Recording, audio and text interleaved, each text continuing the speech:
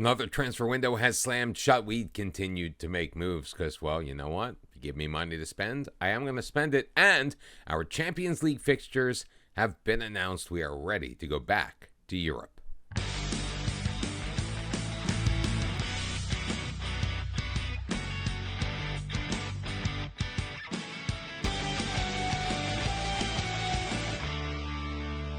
And welcome back, one and all. Happy Friday. This is episode number 95 of Bottom to the Top. I'm Mr. Cellophane, and our European fixtures have come out, and we could have had an easier draw. That is absolutely for sure. We're starting things off on the road against Legia Warsaw. Okay, that one's probably going to be fairly easy for us, but of course, now that I've said that out loud, we're gonna lose in a heartbreaker.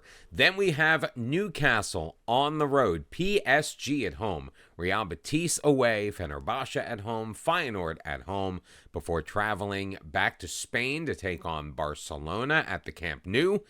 And we finish off our European campaign in the Champions League, at least in the group stage, which hopefully we get through, at home at Craven Cottage at the end of January against FC Porto. And we do want to get right into the action just to review what's happened since the last episode, where you saw a 0-0 draw and a 1-1 draw against Burnley and West Ham, respectively. We followed that up with another home match, this one on TV, so we made some money on it, at least. 1-1 against Nottingham Forest, so picking up points in our first three, but also dropping points in our first three. Then we took on Tranmere Rovers in the third round of the EFL Cup, and we finally found our scoring boots, David Heinz, and two from Racine Sissoko to take on and take down Tranmere Rovers. Now, we have drawn Norwich City in the fourth round. It seems like we play them in the cup competition pretty much every year now. We followed that up with our first victory in the league, 2-1 on the road against Leeds United. Khaled Ghanem getting his first goal of the year. Federico Guerrero picking up his second. We did let Leeds back in, obviously with them scoring the goal. We had a 2-0 lead at the half, so it was a little bit more difficult than we initially expected, but a win is a win is a win. Obviously, that puts us a little further down the table than we were hoping to be at this point. We have picked up 6 points from our first 4 matches. 1 win, 3 draws. Still no losses on the season, but we find ourselves in 10th place. 4 points off the top. That spot is occupied by Manchester United. Also on 10 points are Wolves, Man City, Liverpool, West Ham, Brentford, Arsenal, Forest, and Brighton still remain between us and the top of the table. Hopefully, though, with 34 matches left to go, we'll be able to make up some ground. I think we finally are starting to find our form. We're working our new players into the squad, and we hope that the joy continues in the Champions League against Legia Warsaw and Newcastle. We'll find that out in just a moment. But first, the transfers, and yes, we spent just a bit more money. Wanted to shore up our midfield, so Alphonse Gourmet out of Belgium came in, 47 caps for his country for the 24-year-old. He has scored 6 goals for Belgium, an immensely solid player, model professional personality. So many things we absolutely love about Gourmet. Now, is he going to struggle to find playing time once Tom Burford comes back in? That's a problem we're going to deal with down the road, but his mentals are off the charts. Great balance, agility, pace is pretty good, nice acceleration. His passing and vision, second to none. And that's where most of our money went, spending $102 million. We did pick up one more youngster for the future, a 20-year-old Ghanaian international. He's capped 8 times for Ghana, $16.5 million we got from Feyenoord. Gabriel Gyamfi, obviously not ready for this year. The 20-year-old is going to spend some time in our U21s. We may even loan him out to get a bit more of experience at his age. Obviously, becoming homegrown at club or even in the nation is going to be impossible. Again, great passing ability. He works hard, resolute personality, very consistent, a good team player. Could be a very good Premier League player in the future. We'll see. At worst, he's a nice investment, already worth around 35 million euros. All in all, we spent 266 million euros, well, since the season turned over at the end of June. However, we brought in 400 million. Obviously, the sales of Ziggy Chandler, Alfonso Moutinho, Alex Guest, Marco Morales, Emmanuel Omega playing huge parts of that, but there are a few other players that have made their way out as well. El Shaddai Bichiabu has gone out on loan to Everton. We're going to be getting a loan fee for him. Potential of a future fee as well. We spent 34 million on him. He's worth somewhere in the neighborhood of that, but as our fourth, maybe fifth choice center back at this point, it was best to give him an opportunity to get that football he so richly deserves. Also taking the 93,000 euros per week off of our wage bill. Well, that didn't hurt either. Similarly, Josh King has been loaned out to Luton Town. The 26-year-old just really didn't develop in the way that we hoped he might have. He's not really a Premier League level player. Even though he loves big matches, he's versatile. He's got great consistency and first touch. All of that, good personality. Ultimately, we felt it was best to loan him out. We're getting a nice fee on a monthly basis. We're paying about half of his 26,000 euro per week salary. Still, however, there is a mandatory future fee in about the 5 million range that we're going to be receiving when all is said and done. So a good piece of business when you look at it on face value. But one of the reasons why we do still have so much money left over is we sold Marvin Akahomen for a total fee of 84 million. Now, I think 45 million of that is up front. The rest is coming in the form of incentives, both in installments and after I believe he plays 20 matches for his new club. He is off to Barcelona. Capped 27 times for Nigeria, the Swiss-Nigerian dual national. He was grumbling and rumbling about wanting a new contract. Obviously, he got over that eventually, but still, we felt that a move was in his best interest. He agreed, and he is off to Barca. Match congestion may become a very real thing because between our matches today against Legia Warsaw and Newcastle, we do have a home tilt against Spurs in the league, so we are going to have to rotate through a little bit as we get to that match, but we are throwing all of our big guns out there, at least the ones that are healthy. It's going to be Nicolas Shavlina in goal with a back four of Christensen, Sosa, Gnayem, and Couchman. Diaby is going to slot in at the base of the midfield in place of Alphonse Gomer, who will be moving to the bench simply because he picked up a slight knock in the match before. Ahead of him is going to be Hugo Larsson and Kim Myung-suk, with Guerrero and Sokos on the wings, with Rumyantsev leading the line as our striker. Admittedly, we haven't won in the way that we've been expecting to start off this season, but we also, well, we haven't lost. In the league, 1 win, 3 draws, no losses, 1 win in the cup. Hopefully, we can make it 1 win in the Champions League. It's Legia Warsaw, the home team in the light jerseys. We are wearing the pink.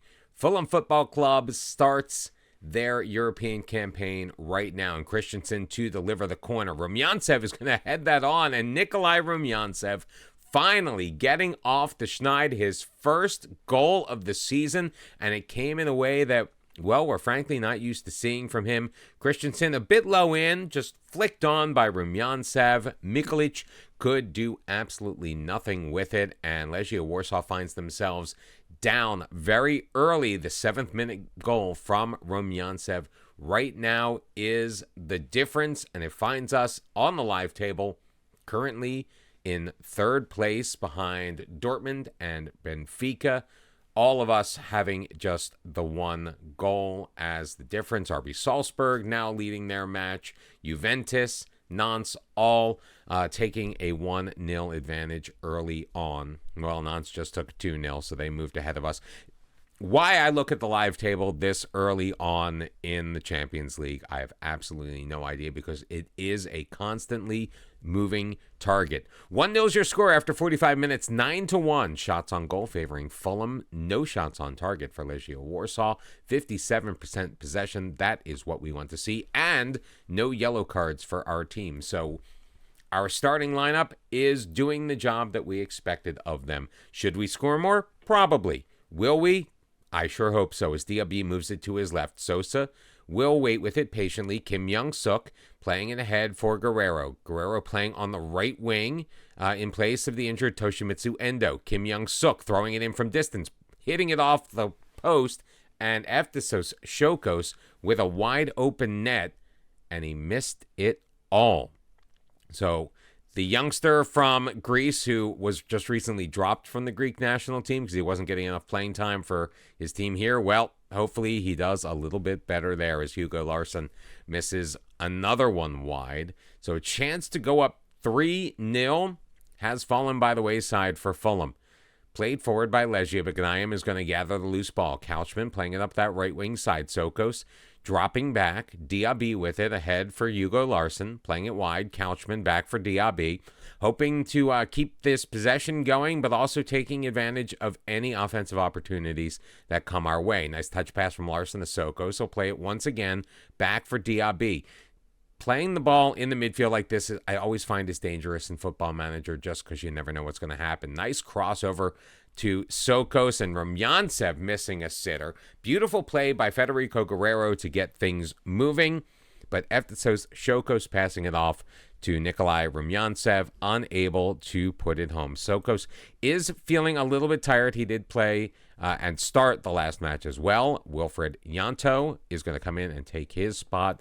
Nikolai Rumyantsev is going to come out in place of the youngster David Heinz. Not that Rumyantsev is not young in his own right. We'll make those two changes with about 25 minutes remaining in the match. They're in. Christensen delivers, and Ghanayem missing with the header on the corner. It could have been the second assist of the match for Christensen. Unfortunately, it was not to be. Fulham leading 15-1 in the shots department. Legia Warsaw not getting off a single shot in this second half, and we are hoping that we can get a thing or two done as Hugo Larsson's going to come out in place of Josh Sharp, who was very good in limited action last year with Fulham. Luke Couchman also on a yellow card will make way for Eduardo D'Amico. 4 changes have been made in this match so far for Fulham, and Legia Warsaw controlling with about 10 minutes to go in their own end.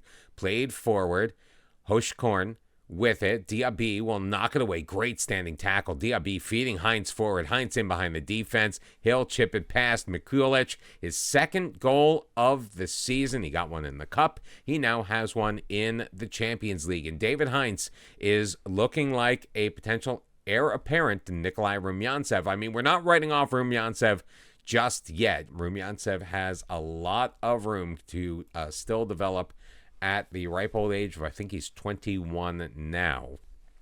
David Heinz, though, at 19, well, he is on his way up. Gives Fulham the 2-0 lead, which should be enough to get things done. Only 5 of our 20 shots on target. A little bit disappointing. Make that 7 out of 22. Legia Warsaw, though, only manages that one single shot in the match, and that came in the first half. 2-0 is your score. 3 points to Fulham, and a great way to start our European campaign. Well, we still haven't lost. 1-1 to Spurs at home. Nikolai Rumyantsev scored a very nice goal in the 78th minute to put us ahead. It was a bit drizzly, and I just feel like there's a lot more rain since the winter update came in Football Manager, and in the rain, teams get a little bit sloppier than you would expect.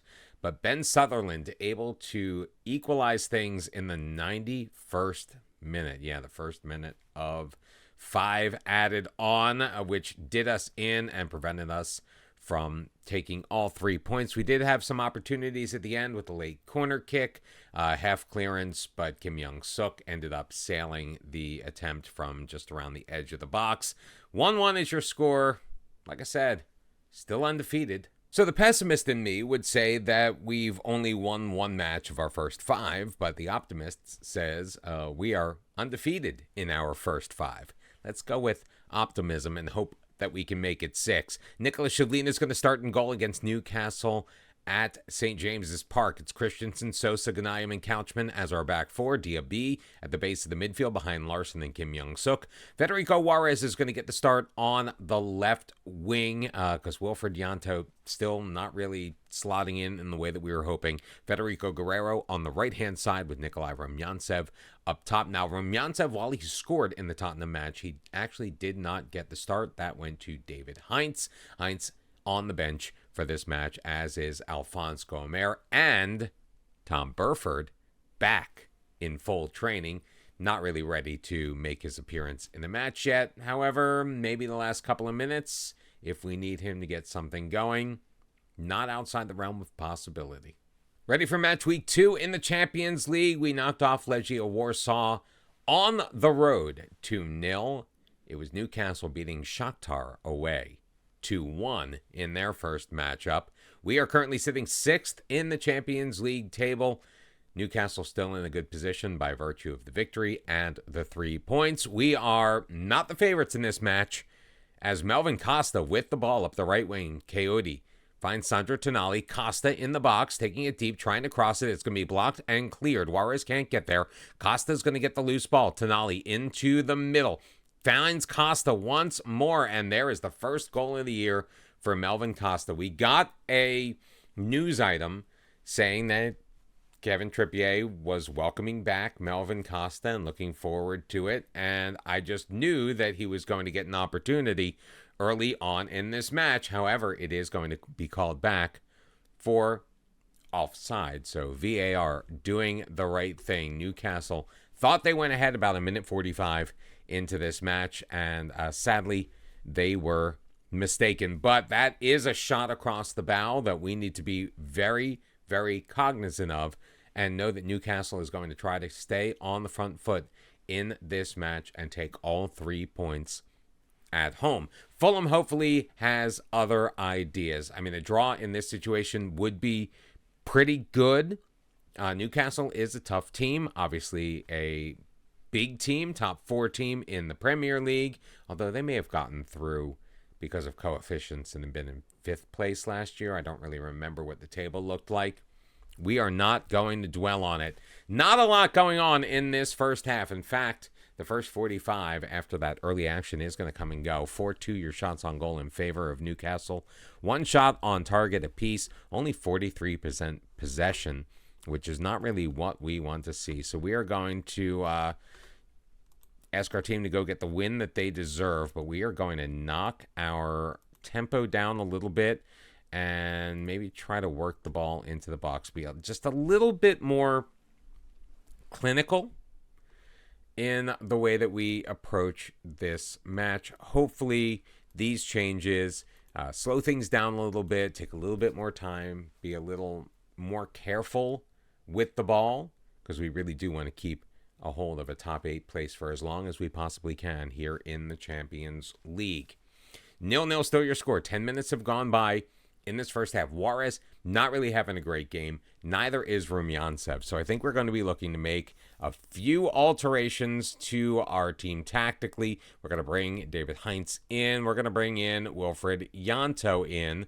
And we are even going to bring in, maybe it's against my better judgment a little bit, but Tom Burford is motivated to get out there. There's 25 minutes left. I think he's got 25 minutes in those legs of his. As 3 changes to be made by Fulham. We're going for a triple change, and hopefully things are going to work out for the best. We've got a throw-in first. Highlight of the second half, and Fulham in control. Ghanayem across for Sosa in the middle of the pitch, still around the edge of our third here. Ghanayem, Couchman along the near side, finds Larson, moving it forward. Diaby, again, being a little methodical. Guerrero, touch pass, can't find Heinz, and Newcastle's going to take over. Played back to Adebolu. He's going to chip it forward. Sandro Tonali with a little bit of space in the midfield, flipping it up that right wing. Moreira with it. Moreira still carrying the ball deep, trying to make a move, dropping it back for Sandro Tonali. Bit of a heavy touch, but he retains possession. Coyote moving it to his left. Coyote in. Coyote shoots, and a weak shot along the ground across his body is going to trickle past Nikola Shavlina, and Newcastle is going to take the 1-0 lead. And I would be lying if I said I was not disappointed. Coyote found the lane, a lot of Newcastle and Fulham bodies in the way, but there was just enough room. Sosa carrying it forward. We are contemplating making a change, throwing it ahead. Can't find Yanto. Coyote steps in front of that one, and he will carry it in, try to flip it on Shavlina, who is going to be carried by his own momentum out into touch, and it's going to be a Newcastle corner, which Tonali is going to take. Cannot find his man, though, and it will be cleared as more changes on the way. Armand Diaby is going to come off. Goamara is making his way onto the pitch. Victor Christensen not having the greatest match. I'm a little hesitant to bring him in, but Harvey Vale is coming in. Harvey Vale was honestly the player that gave away the ball, which led to the Tottenham Hotspur goal in added time in the last match. To be fair to his credit, not to his credit, but just to explain it a little bit, we were playing him on the right wing, which is not a natural position for him. So we kind of maybe didn't put him in the best position to succeed. Yanto dropping it back for Sosa. Last gasp effort and another terrible pass. It's played forward. Sanusi is in. Sanusi will shoot. Shavlina will make the save. It's going to be a Newcastle corner, but I think it's not really going to matter. Even if they get this off, there's not going to be enough time on the clock from what I can gather to give Fulham an opportunity to move the ball forward and put themselves in a positive position. In fact, time is going to expire before the corner is even taken. A measly 0.17 XG just is not going to do it. And for some reason this year, our offensive oomph that we had just ain't there. And honestly, the road ahead isn't really much easier. Away matches against 4th place Brentford and 1st place Manchester United in the league before we return home in the Champions League against PSG. Honestly, I really don't want to show you that one because I'm not confident that we are going to have a good result, and I really don't want to get angry to start off my week here on YouTube. Luckily, we've got our palate cleanser against Reading, and then Norwich in the Cup should be pretty easy. We were going to come back for the beginning of the month of November. It's going to be Real Betis on the road in the Champions League, then back at home in the league against Brighton and Hove Albion. Hopefully, we can start climbing one or both of the tables between now and then. And I do hope to see you then. Please make sure you hit the like button. Also, subscribe if you have not already. I appreciate everyone who has done so far, and I just appreciate you for being here. Thank you all for all of your support, and I'll see you on Monday. Have a great weekend. Until then, bye-bye.